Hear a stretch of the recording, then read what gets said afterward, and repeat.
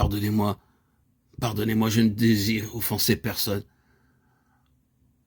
Mais l'Église est prise aujourd'hui et attribuée presque à toutes sortes de choses.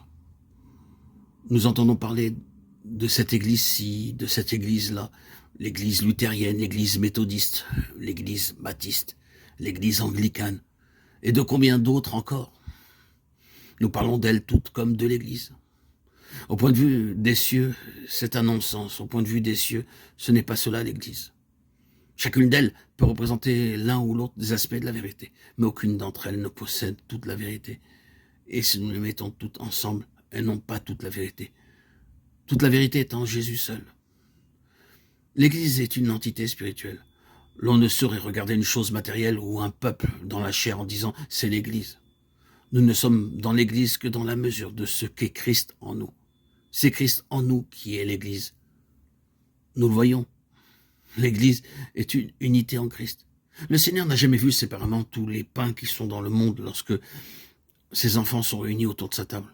Je suppose qu'au jour du Seigneur, il y a des milliers de pains qui sont rompus et je ne sais pas combien, et il y a des coupes de coupes. Mais le ciel ne voit jamais plus d'un pain, jamais plus d'une coupe.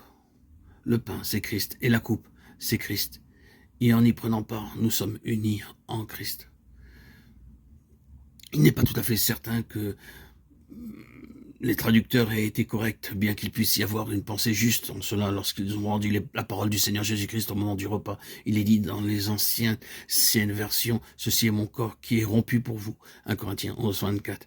Et puis avoir une vérité très réelle dans l'emploi de ce mot « rompu ».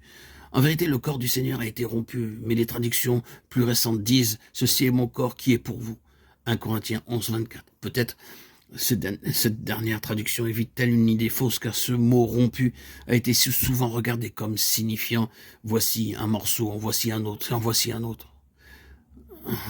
Voilà un autre des morceaux dispersés dans tout le monde. Christ n'est pas divisé. Paul a dit « Christ est-il divisé ?» 1 Corinthiens 1, 13. Non, Christ n'est pas divisé. Il peut y avoir un millier de pains terrestres, mais le pain céleste est un. Et c'est ainsi que le ciel voit l'Église. L'Église est une chose brisée sur la terre. Elle est brisée en beaucoup de morceaux ici-bas.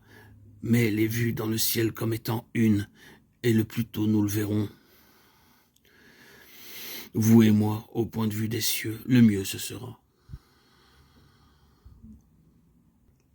Si cet homme ou cette femme sont en Christ, peu importe si lui ou elle, ils sont dans notre dénomination ou non, s'ils sont dans notre secte ou non, dans notre église ou non, s'ils sont en Christ, ils sont avec tous les autres en Christ. Comprenons que l'église est une entité spirituelle et non une chose terrestre, temporelle, et c'est là, pour nous, une chose très importante à reconnaître. Elle se compose de tous ceux qui sont nés de l'esprit.